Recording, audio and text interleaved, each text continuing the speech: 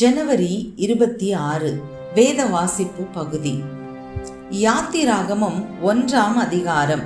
எகிப்துக்கு போன இஸ்ரவேலுடைய குமாரரின் நாமங்களாவன: ரூபன், சிமியோன், லேவி, யூதா, இசக்கார், செபுலோன், பென்யமீன், தான், நப்தலி, காத், ஆசேர் என்பவைகளே. இவர்கள் யாக்கோபுடனே தங்கள் குடும்பத்தோடும் கூட போனார்கள். யோசேப்போ அதற்கு முன்னமே எகிப்தில் போயிருந்தான். யாக்கோபின் கற்ப பிறப்பாகிய யாவரும் 70 பேர். யோசேப்பும் அவனுடைய சகோதரர் யாவரும் அந்த தலைமுறையார் எல்லாரும் மரணமடைந்தார்கள். இஸ்ரவேல் புத்திரர் மிகுதியும் பலுகி ஏராளமாய் பெருகி பலத்திருந்தார்கள். தேசம் அவர்களால் நிறைந்தது. யோசேப்பை அறியாத புதிய ராஜன் ஒருவன் எகிப்தில் தோன்றினான். அவன் தன் ஜனங்களை நோக்கி, இதோ இஸ்ரவேல் புத்திரராகிய ஜனங்கள் நம்மிலும் ஏராளமானவர்களும் பலத்தவர்களுமாய் இருக்கிறார்கள். அவர்கள் பெருகாதபடிக்கும் ஒரு யுத்தம் உண்டானால் அவர்களும் நம்முடனே பகைஞரோடே கூடி நமக்கு விரோதமாக யுத்தம் பண்ணி தேசத்தை விட்டு புறப்பட்டு போகாதபடிக்கும் நாம் அவர்களை குறித்து ஒரு உபாயம் பண்ண வேண்டும் என்றான். அப்படியே அவர்களை சுமை சுமக்கிற வேலையினால் ஒடுக்கும்படிக்கு அவர்கள் மேல் விசாரணைக்காரரை வைத்தார்கள். அப்பொழுது அவர்கள் பார்வோனுக்காக பித்தோம், ராமசேஸ் என்னும் பண்டசாலையை பட்டணங்களை கட்டினார்கள். ஆனாலும் அவர்களை எவ்வளவு ஒடுக்கினார்களோ அவ்வளவாய் அவர்கள் பலுகி பெருகினார்கள். ஆகையால் அவர்கள் இஸ்ரவேல் புத்திரரை குறித்து எரிச்சல் அடைந்தார்கள். எகிப்தியர் இஸ்ரவேல் புத்திரரை கொடுமையாய் வேலை வாங்கினார்கள். சாந்தும் செங்கலுமாகிய இவைகளை செய்யும் வேலையினாலும் வயலில் செய்யும் சகலவித வேலையினாலும் அவர்களுக்கு அவர்கள் ஜீவனையும் கசப்பாக்கினார்கள். அவர்களை கொண்டு செய்வித்த மற்ற எல்லா வேலைகளிலும் அவர்களை கொடுமையாய் நடத்தினார்கள். அதுவுமன்றி எகிப்தின் ராஜா சிப்பிரால், பூவாள் என்னும் பேருடைய எபிரேய மருத்துவச்சிகளோட பேசி, நீங்கள் எபிரேய ஸ்திரீகளுக்கு மருத்துவம் செய்யும் போது அவர்கள் மனையின் மேல் உட்கார்ந்திருக்கையில் பார்த்து, ஆண் பிள்ளையானால் கொன்று போடுங்கள், பெண் பிள்ளையானால் உயிரோடு இருக்கட்டும் என்றான். மருத்துவச்சிகளோ தேவனுக்கு பயந்ததினால் எகிப்தின் ராஜா தங்களுக்கு இட்ட கட்டளைப்படி செய்யாமல் ஆண் பிள்ளைகளையும் உயிரோடே காப்பாற்றினார்கள். அதனால் எகிப்தின் ராஜா மருத்துவச்சிகளை அழைப்பித்து, நீங்கள் ஆண் பிள்ளைகளை உயிரோடே காப்பாற்றுகிற காரியம் என்ன என்று கேட்டான்.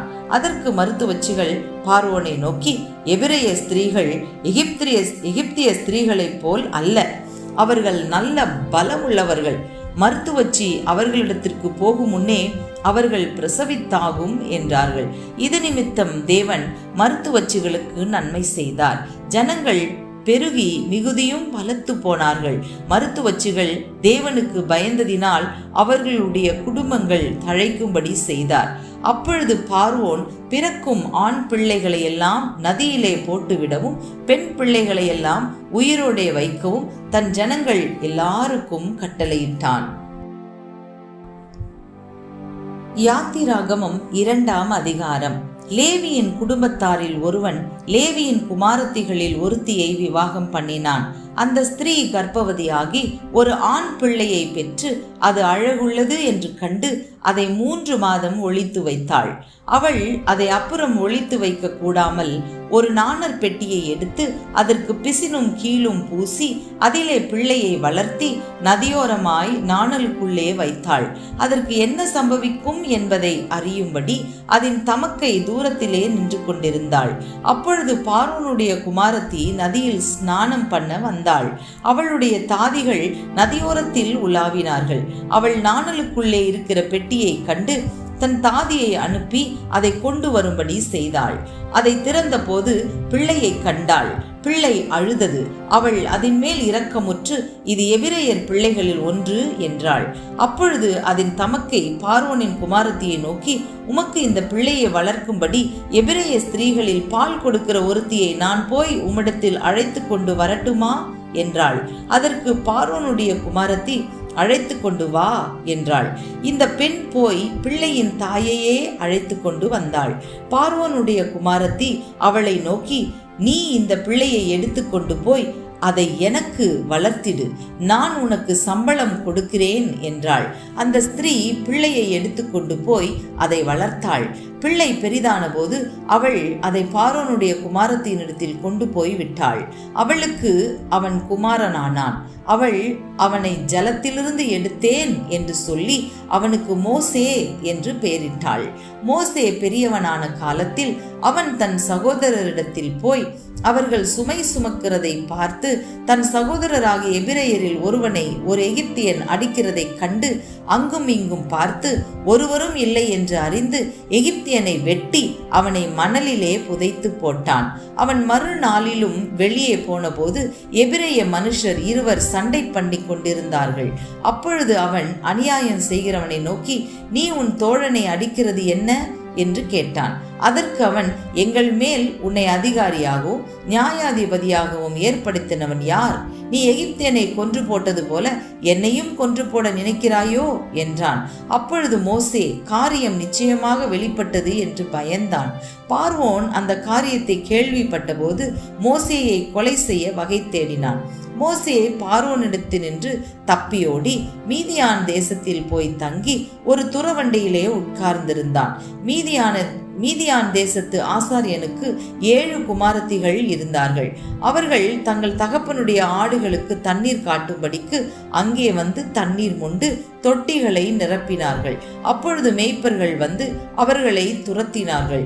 மோசே எழுந்திருந்து அவர்களுக்கு துணை நின்று அவர்களுடைய ஆடுகளுக்கு தண்ணீர் காட்டினான். அவர்கள் தங்கள் தகப்பனாகிய ரெகுவேலிடத்தில் வந்தபோது அவன், நீங்கள் இன்று இத்தனை சீக்கிரமாய் வந்தது என்ன என்று கேட்டான். அதற்கு அவர்கள், எகிப்தியன் ஒருவன் மேய்ப்பரின் கைகளுக்கு எங்களை தப்புவித்து எங்களுக்கு தண்ணீர் மொண்டு கொடுத்து ஆடுகளுக்கும் தண்ணீர் காட்டினான் என்றார்கள்.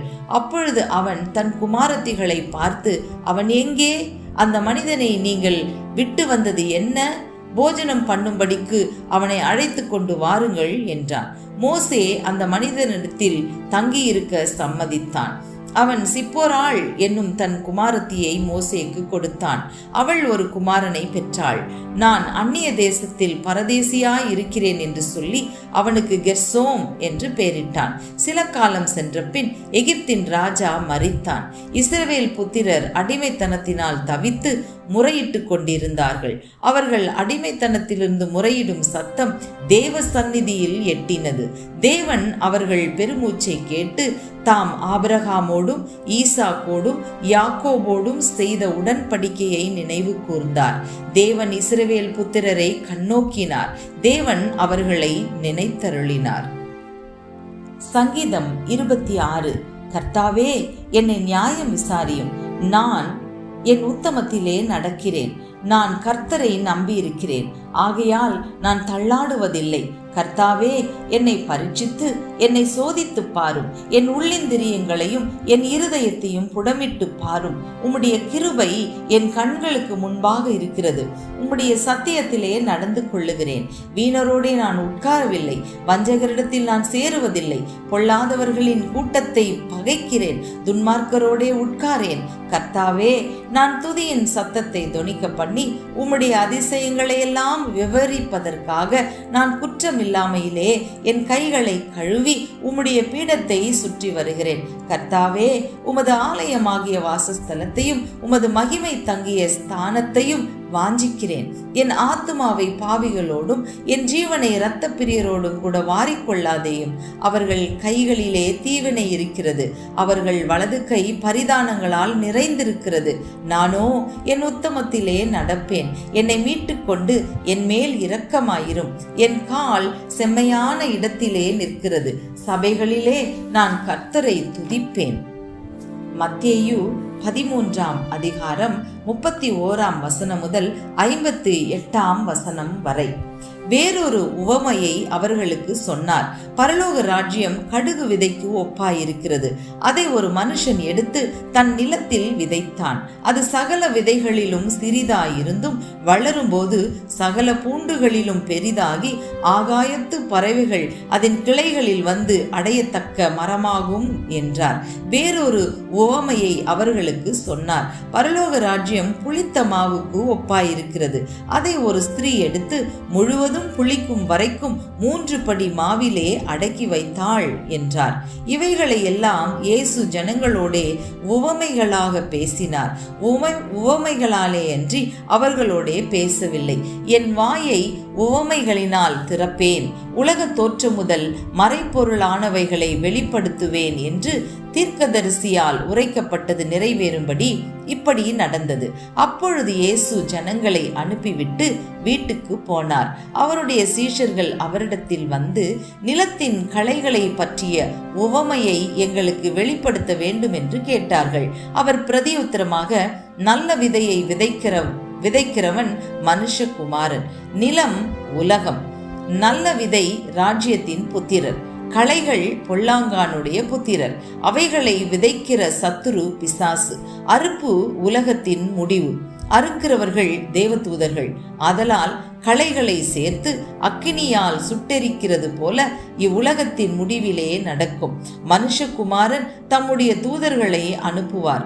அவர்கள் அவருடைய ராஜ்யத்தில் இருக்கிற சகல இடரல்களையும் அக்கிரமம் செய்கிறவர்களையும் சேர்த்து அவர்களை அக்கினி சூளையிலே போடுவார்கள்.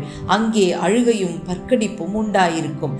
அப்பொழுது நீதிமான்கள் தங்கள் பிதாவின் ராஜ்யத்திலே சூரியனை போல பிரகாசிப்பார்கள். கேட்கிறதற்கு காதுள்ளவன் கேட்க கடவன். அன்றியும் பரலோக ராஜ்யம் நிலத்தில் புதைத்திருக்கிற பொக்கிஷத்துக்கு ஒப்பாய் இருக்கிறது. அதை ஒரு மனுஷன் கண்டு மறைத்து அதை பற்றிய சந்தோஷத்தினாலே போய் தனக்கு உண்டான எல்லாவற்றையும் விற்று அந்த நிலத்தை கொள்ளுகிறான். மேலும் பரலோக ராஜ்யம் நல்ல முத்துக்களை தேடுகிற வியாபாரிக்கு ஒப்பாயிருக்கிறது. அவன் விலையுயர்ந்த ஒரு முத்தை கண்டு போய் தனக்குண்டான எல்லாவற்றையும் விற்று அதை கொள்ளுகிறான். அன்றியும் பரலோக ராஜ்யம் கடலிலே போடப்பட்டு சகலவிதமான மீன்களையும் சேர்த்து வாரிக்கொள்ளும் வலைக்கு ஒப்பாயிருக்கிறது.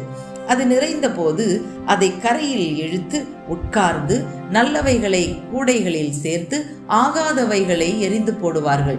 இப்படியே உலகத்தின் முடிவிலே நடக்கும். தேவதூதர்கள் புறப்பட்டு நீதிமான்களின் நடுவிலிருந்து பொல்லாதவர்களை பிரித்து அவர்களை அக்கினி சூளையிலே போடுவார்கள். அங்கே அழுகையும் பற்கடிப்பும் உண்டாயிருக்கும் என்றார். பின்பு இயேசு அவர்களை நோக்கி, இவைகளே எல்லாம் அறிந்து கொண்டீர்களா என்று கேட்டார். அதற்கு அவர்கள், ஆம், அறிந்து கொண்டோம் ஆண்டவரே என்றார்கள். அப்பொழுது அவர் அவர்களை நோக்கி, இப்படி இருக்கிறபடியால் பரலோக ராஜ்யத்துக்கு அடுத்தவைகளில் உபதேசிக்கப்பட்டு தேறின வேதவாரகன் எவனும் தன் பொக்கிஷத்திலிருந்து புதியவைகளையும் பழையவைகளையும் எடுத்துக் கொடுக்கிற வீட்டெஜமானாகிய மனுஷனுக்கு ஒப்பாயிருக்கிறான் என்றார். இயேசு இந்த உவமைகளை சொல்லி முடித்த பின்பு அவ்விடம் விட்டு தாம் வளர்ந்த ஊரிலே வந்து அவர்களுடைய ஜெப ஆலயத்திலே அவர்களுக்கு உபதேசம் பண்ணினார். அவர்கள் ஆச்சரியப்பட்டு, இவனுக்கு இந்த ஞானமும் பலத்த செய்கைகளும் எப்படி வந்தது? இவன் தச்சனுடைய குமாரன் அல்லவா? இவன் தாய் மரியாள் என்பவள் அல்லவா? யாக்கோபு, யோசே, சீமோன், யூதா என்பவர்கள் இவனுக்கு சகோதரர் அல்லவா? இவன் சகோதரிகள் எல்லாரும் நம்மிடத்தில் இருக்கிறார்கள் அல்லவா? இப்படி இருக்க இதெல்லாம் இவனுக்கு எப்படி வந்தது என்று சொல்லி அவரை குறித்து இடரல் அடைந்தார்கள். இயேசு அவர்களை நோக்கி, தீர்க்கதரிசி ஒருவன் தன் ஊரிலும் தன் வீட்டிலுமே அன்றி வேறெங்கும் கனவீனம் அடையான் என்றார். அவர்களுடைய அவிசுவாசத்தின் நிமித்தம் அவர் அங்கே அநேக அற்புதங்களை செய்யவில்லை.